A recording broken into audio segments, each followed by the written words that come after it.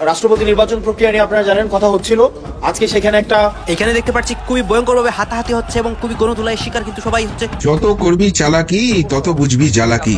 রাজাকার নেতা মোহাম্মদ ইউনূস সম্পর্কে এই কথাই বলা যায়। এদিকে রাষ্ট্রপতিকে নিয়ে আবারও দেশ তুলপার হয়। রাষ্ট্রপতি রেগে গিয়ে কঠিন হুঙ্কার দেন। ডক্টর ইউনূস এবার আতঙ্কে আছেন সকলের কুকর্ম এক এক করে ফাঁস হওয়াতে। সবকিছু দেখতে পারবেন এই সম্পূর্ণ প্রতিবেদনে।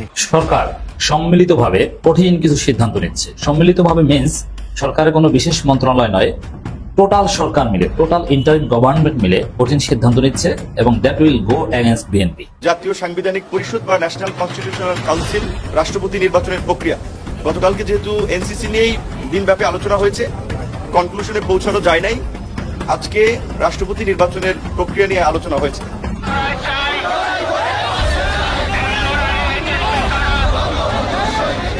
এইখানে আবার দেখতে পাচ্ছি আওয়ামী লীগ কর্মীরাও রাজপথে নামে এবং তারা খুবই ভয়ঙ্কর রূপে রাজপথ দখল করে।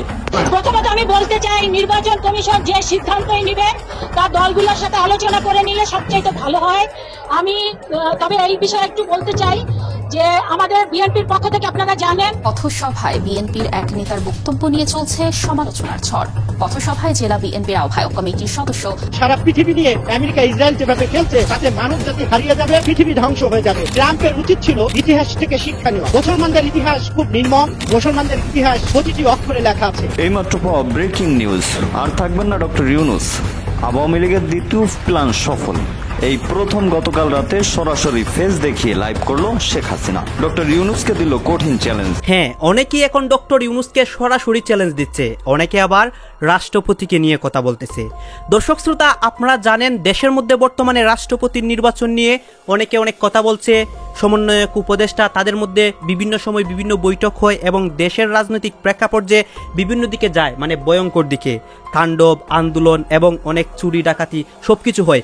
এইসব নিয়ে কিন্তু তাদের বৈঠকের মধ্যে অনেক কথা হয়। দর্শক শ্রোতা, এই বিষয়গুলো পর্যালোচনা করার পর আমাদের কাছে ইম্পর্টেন্ট কিছু তথ্য আসে। দেশের রাজনৈতিক অবস্থা সর্বশেষ কোন জায়গায় গিয়ে দাঁড়ায় এবং ডক্টর ইউনূসের কি হয়, সবকিছু দেখতে পারবেন এই একটি ভিডিওতে। আপনারা সম্পূর্ণ ভিডিওটি ধারাবাহিক ক্লিক কন্টিনিউ করবেন। আসুন আমরা কথা বাড়াচ্ছি না, আমরা সরাসরি ভিডিওর মূল আলোচনায় চলে যাচ্ছি। গতকাল রাষ্ট্রপতি নির্বাচন প্রক্রিয়া নিয়ে আপনারা জানেন কথা হচ্ছিল। আজকে সেখানে আমরা ইলেকটোরাল কলেজের ভিত্তিতে রাষ্ট্রপতিকে নির্বাচিত করার বিষয়ে কথা হচ্ছিল। তো আলোচনাটা এক পর্যায়ে চলে যায় যে পার্লামেন্টে উচ্চ কক্ষ থাকবে কি থাকবে না সেই বিষয়টিতে, এবং আলোচনার এক পর্যায়ে এটা মোটামুটি একটা সিদ্ধান্তে এসছে। মোটামুটি পূর্ণাঙ্গ ফর্মাল সিদ্ধান্ত এখনো আসেনি যে উচ্চ কক্ষ থাকবে 100 সদস্য বিশিষ্ট, এবং এই 100 সদস্যকে কিভাবে নির্বাচিত করা হবে সেটা নিয়েও কথা হয়েছে। যে আমরা বলেছি আমাদের জায়গা থেকে যে সেটা নিম্নকক্ষে সিটের আনুপাতিক ভিত্তিতেই আমরা উচ্চ কক্ষে আমরা মানে ভোটের আমাদের ভোট টোটাল যেই ভোট পাবে সেই ভোটের অনুপাতিক ভিত্তিতে উচ্চকক্ষে সিট, সেই বিষয়ে আমরা আমাদের মতামত দিয়েছি। আর পরবর্তীতে আবার আলোচনাটা যে প্রধানমন্ত্রীর মেয়াদ নিয়ে কথা হয়। তো প্রধানমন্ত্রীর মেয়াদ নিয়ে এটা আগামীকাল আলোচনায় চলবে। তবে বেশিরভাগ আমরা যে আলোচনাগুলো শুনেছি সেখানে প্রধানমন্ত্রীর 2 বারের বেশি, কারণ আপনারা জানেন যে অতীতের যে রাষ্ট্র কাঠামো সেখানে প্রধানমন্ত্রী যদি 2 বারের বেশি, আমরা দেখেছি আমাদের খুব বেশি যে ক্ষমতা এককেন্দ্রিক হয়ে যায়, রাষ্ট্র ফেসিবাদী কাঠামোর দিকে যায়। যদি প্রধানমন্ত্রী একাধিকবার বারংবার যদি একজনই প্রধানমন্ত্রী নির্বাচিত হয়, তো সেই জায়গা থেকে আমরা আজকে হাউসের মধ্যে যেটি দেখেছি সেটি সবাই 2 বারই চাচ্ছিল যে 2 বারের যেন প্রধানমন্ত্রী নির্বাচিত হয়। কারণ আমরা দেখেছি যে রাষ্ট্রের যে অন্যান্য অর্গানগুলো রয়েছে, যখন অন্যান্য অর্গানগুলো বুঝে যায় যে একজনই রাষ্ট্রের এক্সিকিউটিভ হেড হবে, তখন দেখা যায় রাষ্ট্রটা এককেন্দ্রিক হয়ে যায়। দ্বিতীয়ত, ইন্টারনাল ডেমোক্রেসি থাকে না। আমরা দেখেছি যদি একজনই বারবার প্রধানমন্ত্রী হতে থাকে তখন ইন্টারপার্টি যে ডেমোক্রেসি, এই ইন্টারপার্টি ডেমোক্রেসি কখনোই থাকে না। আপনি যদি দেখেন বিগত সময়ে যারা ক্ষমতায় এসছে বা সম্ভাব্য ক্ষমতায় যারা আসতে পারে, আপনি দেখবেন যে নির্দিষ্ট পরিবারের বাহিরে এই দলকে নেতৃত্ব দেওয়ার মতো করে আমাদের সম্ভাব্য গণতান্ত্রিক অপশন কিন্তু আমাদের নেই, যেটি গণতন্ত্রের জন্য খুব বেশি ইতিবাচক নয়। আবার আপনি যদি দেখেন যে আমাদের যেই রাষ্ট্র কাঠামো রয়েছে সেখানে আমাদের সংসদে আমাদের 70 অনুচ্ছেদের মধ্য দিয়ে, যেটা যদিও গতকাল আলোচনার মধ্য দিয়ে একটা পর্যায়ে এসেছে, যেখানে তাও এখানে নো কনফিডেন্স ভোটের কোনো ব্যবস্থা রাখা হয়নি। তো সার্বিক বিষয়গুলো বিবেচনায় আমরা এই বিষয়গুলো নিয়ে আগামীকাল আরও বিস্তারিত কথা বলবো, যে আমরা বিস্তারিতভাবে কথা বলবো যে যে এই যে কেন আমরা 2 বারের বেশি চাচ্ছি না, যে 2 বার সর্বোচ্চ 2 বার থাকবে। আমি পুনরাবৃত্তি করছি যে আজকে 2টা বিষয়ে মূলত গতকালের বিষয় হচ্ছে পুনরাবৃত্তি হয়েছে, সেটা হচ্ছে যে উচ্চকক্ষে নিম্নকক্ষের যে ভোটের অনুপাতেই হচ্ছে উচ্চকক্ষে আমরা সিট ডিস্ট্রিবিউশনের এই বিষয়টি আমরা কথা বলেছি। আর দ্বিতীয়ত হচ্ছে আলোচনার আজকে সূত্রপাত হয়েছে, যেটা হচ্ছে আমরা আশা করি রবিবারে সেটার একটা সিদ্ধান্ত আসবে প্রধানমন্ত্রীর 2 বারের বিষয়টি নিয়ে। আমরা হচ্ছে সেনাপ্রধান ওয়াকারুজ্জামান তার কথা রাখেননি, তিনি বিট্রে করেছেন, কমিটমেন্ট ভঙ্গ করেছেন। বাংলাদেশের মিডিয়া এনসিপি নেতৃবৃন্দকে সহ্য করতে পারছে না, অপপ্রচারে লিপ্ত, সংঘবদ্ধ প্রপাগান্ডার শিকার হচ্ছে এনসিপি। ডক্টর ইউনূস একা হয়ে গিয়েছেন, এই সবগুলো কথা বলেছেন নাহিদ ইসলাম, বাংলাদেশের এনসিপির প্রধান এবং জুলাইয়ের আন্দোলনে অন্যতম প্রধান সিপাহ সালার সাবেক তথ্য উপদেষ্টা নাহিদ ইসলাম দৈনিক আমার দেশ পত্রিকার সাথে মন খোলাভাবে অনেকগুলো কথা বলেছেন। সেখানে তিনি বলেছেন, নির্বাচন প্রসঙ্গে কথা বলেছেন, সেনাপ্রধান কথা রাখেনি সেই কথা বলেছেন, জুলাই সনদ নিয়ে কথা বলেছেন, ডিজিএফআই নিয়ে কথা বলেছেন, মিডিয়া নিয়ে কথা বলেছেন এবং একটি বিকল্প মিলিশিয়া বাহিনী গঠন করার জন্য কথা বলেছেন। মোট 6টি বিষয় নিয়ে কথা বলেছেন, আমরা সেগুলো নিয়ে আলাদা আলাদা কথা বলবো। তার সাথে এই সাথেও তিনি আরো বলেছেন ডক্টর ইউনূস বর্তমানে একা হয়ে পড়েছেন এবং গণ অভ্যুত্থানে ভূমিকা রাখা অনেকেই ভুল পথে যাচ্ছেন। র্যাব, পুলিশ, বিজিবি, জুলাই অভ্যুত্থান, নির্বাচন, এসব নিয়ে আমরা এখন বিস্তারিত আলাপ করব। প্রিয় বন্ধুরা, নির্বাচন নিয়ে নাহিদ ইসলাম বলেছেন, যখন সেনাপ্রধান বলে নির্বাচন জুলাইয়ের মধ্যেই হতে হবে, এটি সেনাপ্রধানের এখতিয়ারের মধ্যে নেই। সেনাপ্রধান সবকিছুতে মতামত দিতে পারেন যে কোনো বিষয়ে, কিন্তু সিদ্ধান্ত দিতে পারেন না। ডক্টর ইউনূসের প্রটোকলের সাথে তার অবস্থান যায় না, অথচ তিনি সে কথা রাখেননি, সেনাবাহিনী সংস্কার করেননি, কোনো কিছুই করেননি। সেনাপ্রধানের নিজের মুখে জুলাই পরিস্থিতিকে, জুলাই আন্দোলনকে মবক্রেসি হিসাবে ট্রিট করতে চাইছেন, যা এখন সেমি ফ্যাসিবাদীরা সেই হিসাবে উল্লেখ করছে। অথচ এই কথাটি প্রথম বলেছিল শেখ হাসিনার ছেলে সজীব ওয়াজেদ জয়, সেই প্রথম জুলাই আন্দোলনকে মবক্রেসি হিসাবে ট্রিট করেছিল। এখন জুলাই উত্তর পরিস্থিতিকে, কৃত্রিম পরিস্থিতিগুলোকে, গুম-খুম, হত্যা নির্যাতনগুলোকে অথবা গণপিটুনিগুলোকে মবক্রেসি হিসাবে উল্লেখ করা হচ্ছে, সেই সাথে জুলাই আন্দোলনকে গুলিয়ে ফেলা হচ্ছে। প্রথমে নির্বাচন নিয়ে তিনি বলেছেন শুধুমাত্র একটি দলের সাথে আলোচনা করে নির্বাচন কবে হবে সেটি নির্ধারণ করা উচিত হয়নি সরকারের, কারণ সরকারের উচিত ছিল সব দলের সাথে আলোচনা করে তারপরে ঘোষণা দেওয়া। কিন্তু লন্ডনে গিয়ে ডক্টর মোহাম্মদ ইউনূস বিএনপির সাথে দেখা করেই তিনি ঘোষণা করে দিয়েছেন যে কবে ইলেকশন হবে। এই জিনিসটি মোটেই গণতান্ত্রিক হয়নি, আলোচনা ভিত্তিক হয়নি, অন্য দলগুলো এখানে গণতান্ত্রিকভাবে উপেক্ষিত হয়েছে। এই কথাটি নির্বাচন বলতে গিয়ে তিনি বলেছেন। আরো বলেছেন জুলাই সনদ নিয়ে, জুলাই সনদ অবশ্যই হতে হবে এবং জুলাই সনদের ব্যাপারে সবার নিজস্ব একটি টিম ন্যারেটিভ থাকবে, কমন ন্যারেটিভ থাকবে। যারা জুলাই আন্দোলনের পক্ষে, ফ্যাসিবাদীর বিরুদ্ধে আন্দোলন করেছে, তারা সবাই মতামত একই রকম হবে। এরপরে তিনি সেনাপ্রধানকে নিয়ে কথা বলেছেন। আন্দোলনের পর ডক্টর ইউনূস যখন শপথ নিয়েছেন, তখন সেনাপ্রধান ওয়াকারুজ্জামানের সাথে একটি অলিখিত চুক্তি হয়েছিল, সেই চুক্তি সেনাপ্রধান মানেননি। এই কথাটি নাহিদ ইসলাম স্পষ্টভাবে বলেছেন। আপনারা জানেন নাহিদ ইসলাম এমনিতে স্পষ্ট কথা বলতে খুব ভালোবাসেন, পছন্দ করেন। তিনি যা বলেন স্পষ্ট করেন, কোনো প্যাচগোছ রাখেন না, তবে তার কথাবার্তার খুব ওয়েট থাকে। এবং এরপরে সেনাবাহিনী যে বলেছে যে ডিজিএফআই যে জুলাই আন্দোলনের বিরুদ্ধে যে নেগেটিভ ভূমিকা রেখেছিল, এই ব্যাপারে তাদের অনুতপ্ত কোনো ভাব দেখা যায়নি। সেনাবাহিনীর ভিতরে সংস্কার হয়নি, যারা নেগেটিভ ভূমিকা রেখেছিল তাদের কোনো বিচার হয়নি। এই বিষয়ের জন্য সেনাবাহিনীকে অবশ্যই দায় নিতে হবে। এখন না হোক, অবসরের পরে সেনাবাহিনী কিন্তু আরো বিব্রতকর পরিস্থিতির মুখে পড়তে পারেন। বিব্রতকর পরিস্থিতির কথা নাহিদ ইসলাম বলেননি, সেটা বলেছি আমি। নিশ্চিতভাবেই এখন তিনি যে ক্ষমতা ভোগ করছেন, অবসরের পরে তিনি তো আর সেই ক্ষমতা থাকবেন না। তখন পত্রিকাগুলো তাকে ইচ্ছা মতো প্রশ্ন করবে, যেখানে মানুষ দেখবে হয়তো থুতু করবে, ছিছি করবে, তার পরিবার নেগেটিভ পরিস্থিতির শিকার হতে পারে। সেই কারণেই মানুষ যখন দায়িত্বে থাকে, শুধু সেনাপ্রধান নয়, যে কোনো মানুষ যে কোনো দায়িত্বে থাকে, দায়িত্বটি সুন্দরভাবে পালন করা উচিত। তাহলেই তার পরবর্তী জীবনটা আর প্রশ্নবিদ্ধ হয় না, নয়তো যে কোনো সময় মানুষকে প্রশ্নবিদ্ধ হতে হয়। এবং এই সেনাবাহিনী চুক্তি রাখেনি, সংস্কার করেনি, মিলিশিয়া গঠন করেনি। এরপরে ডিজিএফআই যে নেগেটিভ ভূমিকা রাখেছিল, ডিজিএফআই ব্যাপারে তিনি কোনো সংস্কারমূলক ব্যবস্থা নেননি। ডিজিএফআই মধ্যে কোনো অনুতপ্ত ভাব দেখা যাচ্ছে না। ডিজিএফআই জুলাই আন্দোলনের পক্ষে অর্থাৎ সংস্কারের পক্ষে ভালো ভূমিকা রাখছে না। তারা তাদের পূর্বের পরিস্থিতি থেকে এখনো বেরিয়ে আসেনি। নাহিদ ইসলাম বলেন, আমরা চেয়েছিলাম সেনাবাহিনী থেকে যারা অপরাধী সিনিয়র হয়ে গিয়েছে, নানান অপরাধের সাথে যুক্ত হয়েছে, বাধ্য হয়ে হোক যেভাবে হোক তাদেরকে অবশ্যই অনুতপ্ত হতে হবে, শাস্তির মুখোমুখি হতে হবে, বিদায় নিতে হবে। কিন্তু সেটা না করে ওয়াকারুজ্জামান তাদের রক্ষা কবচ হিসেবে রয়ে গিয়েছেন, এমনকি তাদেরকে প্রমোট করে ভালো ভালো পদে দিচ্ছেন, যা দেখা যাচ্ছে, এবং তারা দেশের ভিতরে নানান সময় নানান পরিস্থিতি তৈরি করছে। এরপরে তিনি বলেছেন মিডিয়া নিয়ে, মিডিয়া কোনোভাবেই এনসিপিকে সহ্য করতে পারছে না।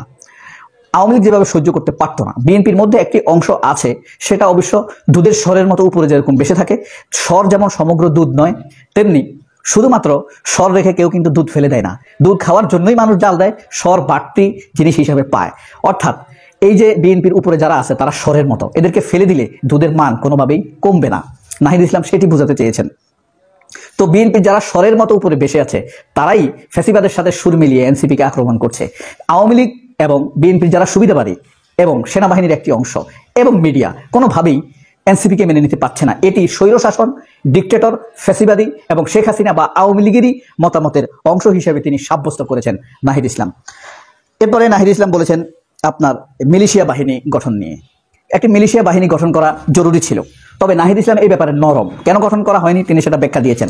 আওয়ামী লীগের সময় মিলিশিয়া গঠন করা হয়েছিল রক্ষী বাহিনী নামে। সেই রক্ষী বাহিনী জনতার উপর অত্যাচার করেছে, মানুষের বাড়ি দখল করেছে। আপনারা জানেন এই রক্ষী বাহিনী 368টি বাড়ি দখল করেছে, গ্রামে গঞ্জে বাদ। এটা হলো গুলশান বনানীতে শুধুমাত্র, যেগুলোর মালিক ছিল বিহারি। কিছুদিন আগে এই যে আপনার এই ধানমন্ডিতে জাতীয় পার্টির নেতা কাজী ফিরোজ রশিদ আপনার 38 কাঠার একটি বাড়ি দখল করেছেন। 38, এই বাড়িটি কিন্তু বিহারীদের।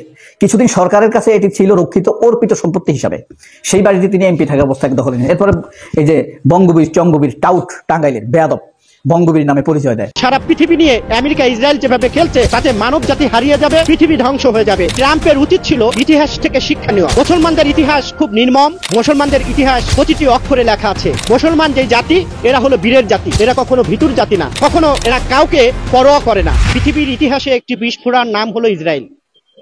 যেই ইসরায়েল আপনি জানেন যে ফিলিস্তিনি আশ্রয় নিয়েছিল এবং আরবিদের টাকায় এবং তাদের বাসায় কাজ করে যারা খেতেন তাদেরকেই সেখানে আশ্রয় দিয়েছিল আরবিয়ানরা।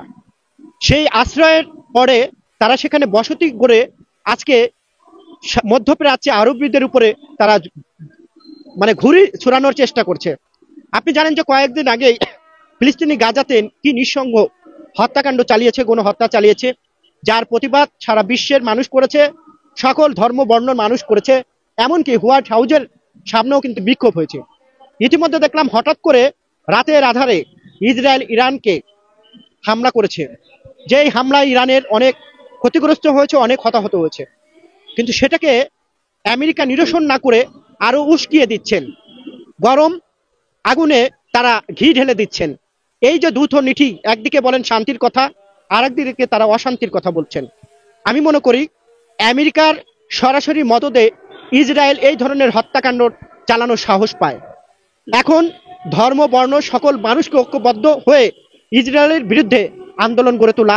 ইসরায়েল যদি এই ইরানকে ধ্বংস করতে পারে, আপনি কয়েকদিন পরে দেখবেন পাকিস্তানে ধ্বংস করবে, পাকিস্তানকে ধ্বংস করার পরে দেখবেন জর্ডানকে ধ্বংস করবে, জর্ডানকে ধ্বংস করার পরে দেখবেন সৌদি আরবকে ধ্বংস করবে। আমি মনে করি যারা বিবেকমান এবং মানবতার ফেরিওয়ালার মানুষ তারা ঘুমিয়ে না থেকে সচেতন হন। যদি সচেতন না হন, তাহলে যদি ঘুমিয়ে থাকেন, তাহলে ওই ঘুমের ঘরেই আপনাদের মৃত্যু অবধারিত। কারণ ইসরায়েল এবং আমেরিকার যৌথ প্রযোজনায় সারা বিশ্বের যে অশান্তি নেমে আসছে, এই অশান্তি ঠেকাতেই বিবেকবান এবং মানবতার ফেরিওয়ালার মানুষগুলো ঘুম থেকে জেগে উঠে ওদের বিরুদ্ধে সোচ্চার হতে হবে। আমরা যদি সোচ্চার না হই তাহলে এই বিশ্ব হারিয়েও যেতে পারে, এই যে মানব জাতি এটাও হারিয়ে যেতে পারে। আমি ধন্যবাদ জানাই চীনকে, ধন্যবাদ জানাই রাশিয়াকে, ধন্যবাদ জানাই উত্তর কোরিয়াকে, ধন্যবাদ জানাই পাকিস্তানকে। ইতিমধ্যে তারা বুঝতে পেরেছেন যে সারা পৃথিবী নিয়ে আমেরিকা ইসরায়েল যেভাবে খেলছে তাতে মানব জাতি হারিয়ে যাবে, পৃথিবী ধ্বংস হয়ে যাবে। আমরা মানব জাতিকে হারাতে চাই না, আমরা পৃথিবী ধ্বংস হতে চাই না, আমরা পৃথিবীতে শান্তি এবং শৃঙ্খলার সাথে বেঁচে থাকবো।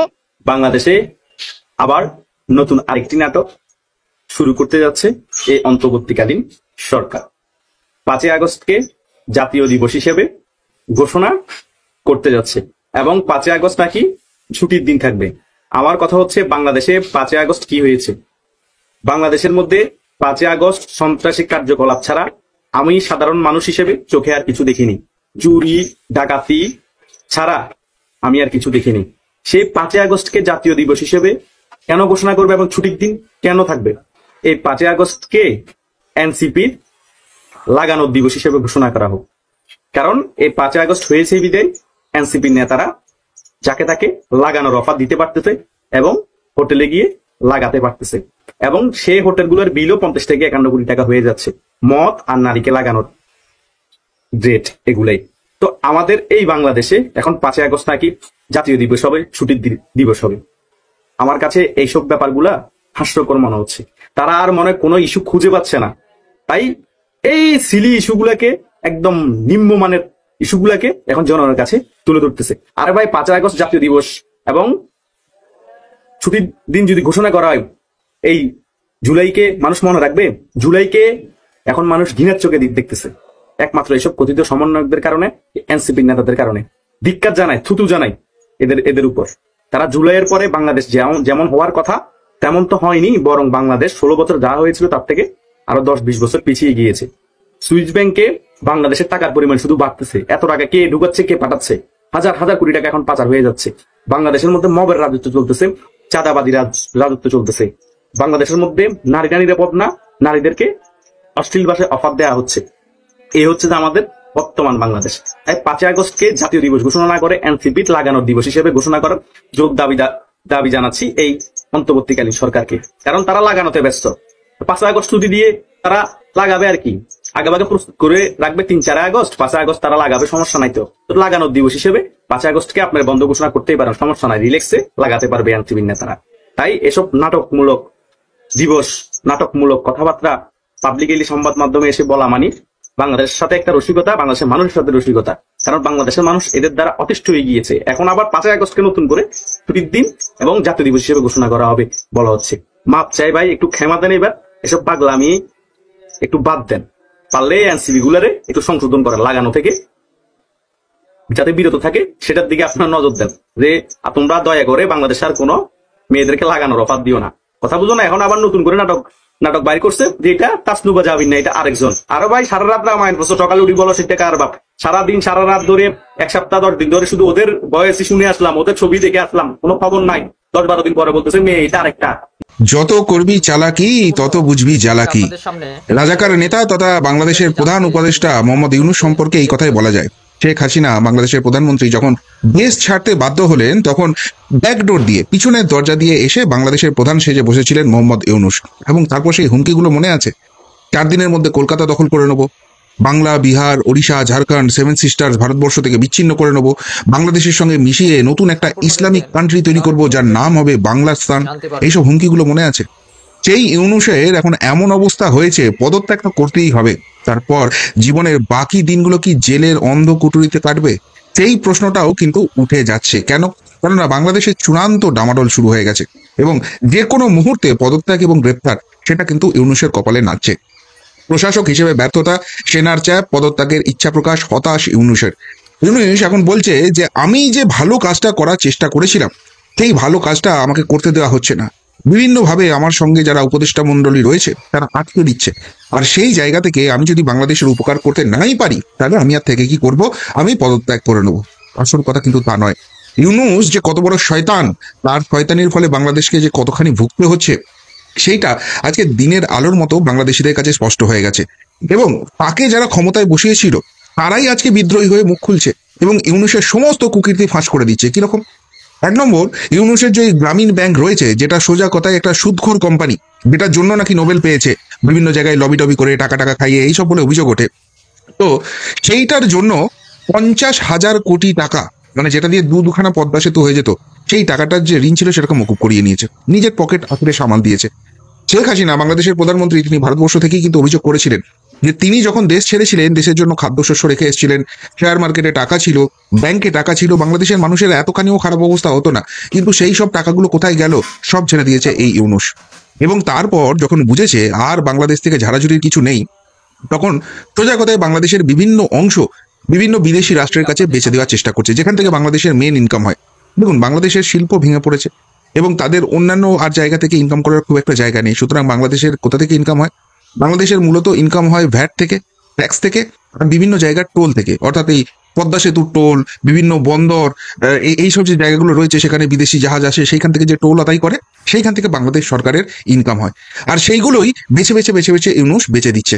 এবং তার থেকেও যেটা গুরুত্বপূর্ণ, যেটা নিয়ে শেখ হাসিনার সঙ্গে আমেরিকার তৎকালীন প্রেসিডেন্ট জো বাইডেনের ঝামেলা হয়েছিল, যে কারণে তাকে গদি ছাড়তে হয়েছিল, সেই সেন্ট মার্টিনস দ্বীপ, এই দ্বীপটাকে অবধি কিন্তু বেছে দেওয়া হচ্ছে। তার কারণ ওই জায়গাটায় আমেরিকা ঘাঁটি গেড়ে একদিকে চীন একদিকে ভারত দুটো দেশকে কন্ট্রোল করতে চায়। তো এই সমস্ত করতে গেলে বাংলাদেশ আসলে আর কোনো দেশ থাকবে না, সেটা হয়ে যাবে বেসিক্যালি একটা গিনিপিগ রাষ্ট্র, যেটার উপর সমস্ত রকমের পরীক্ষা নিরীক্ষা চালাবে। এবার এইসব কাণ্ড করলে ভারত আর চীন ছেড়ে দেবে না, ভারত চীন পাল্টা আক্রমণ করবে। আর সেটা যদি করে, আলটিমেট মরবে কারা? বাংলাদেশের মানুষ। বাংলাদেশের অর্থনীতি শেষ, শিল্প শেষ, ভবিষ্যৎ শেষ, এবার দেশটাও শেষ হয়ে যাবে। এইটা যখনই বুঝে গেছে, তাকে যারা মাথায় করে গদিতে বসিয়েছিল তারা বুঝতে পেরে গেছে কতখানি শয়তানি করছে এই মোহাম্মদ ইউনূস। আর তাকে সরানোর পরিকল্পনা, গ্রেপ্তারির পরিকল্পনা করে ফেলেছে। আর সেই জায়গা থেকেই ইউনূস এবার নাটক শুরু করেছে, আমি নাকি সংস্কার করতে পারছি না তাই পদত্যাগ করব। আসল কারণ তা নয়, আসল কারণ ইউনূসও বুঝতে পেরেছে যে ধরা পড়ে গেছে, এবার জেলে যেতে হবে। এবার সব থেকে যেটা গুরুত্বপূর্ণ বিষয় হচ্ছে, শিয়রে বিপদ, বাংলাদেশ ছেড়ে পালানোর ফোন দিয়ে আনছেন ইউনূস। একদিকে যখন মুখে পদত্যাগের কথা বলছে, তখন কিন্তু ব্যাক চ্যানেলে আবারও কাজ শুরু করে দিয়েছে। বলছে যে আমি দেশেই থাকবো না। শোনা যাচ্ছে আমেরিকার কাছে নাকি হাত পেতেছে যে আমাকে রক্ষা করো, আমাকে আশ্রয় দাও, রাজনৈতিক আশ্রয় দাও। এবার ভারতবর্ষের সঙ্গে ভালো সম্পর্ক ছিল, সেই জন্য শেখ হাসিনা যখন বিপদে পড়েন তখন ভারতবর্ষ তাকে আশ্রয় দিয়েছিল। কিন্তু এই ইউনূস এসে দেশের মধ্যে যেভাবে মৌলবাদী শক্তিকে জাগিয়ে তুলেছিল, যেভাবে ভারত বিরোধী তার জিগির তুলেছিল, যেভাবে সেখানকার যে জঙ্গি গোষ্ঠীগুলো আছে তাদেরকে জাগিয়ে ভারতের মধ্যে বিভিন্ন রকম বিনাশমূলক ব্যবস্থা করার চেষ্টা করেছিল। নির্বাচনের ডামাডোল বেজে উঠেছে। সরকার ফেব্রুয়ারিতে নির্বাচন করবে এরকম এক ধরনের খসড়া, যদিও শর্ত সাপেক্ষ খসড়া কথা বলেছে। তারপরেও আশা করা হচ্ছে যে ফেব্রুয়ারিতেই হয়তো নির্বাচন হবে। সেটাকে কেন্দ্র করে নির্বাচন কমিশনের ব্যস্ততা বেড়ে গেছে। নির্বাচন কমিশন বেশ কিছু নীতিগত সিদ্ধান্ত নিয়েছে। সেই নীতিগত সিদ্ধান্তে আগামী নির্বাচন ব্যবস্থা কি হবে সেটা নির্ধারণ করার চেষ্টা করেছে তারা। সীমানা পুনর্নির্ধারণের কাজও তারা করবে এমনটা শোনা যাচ্ছে।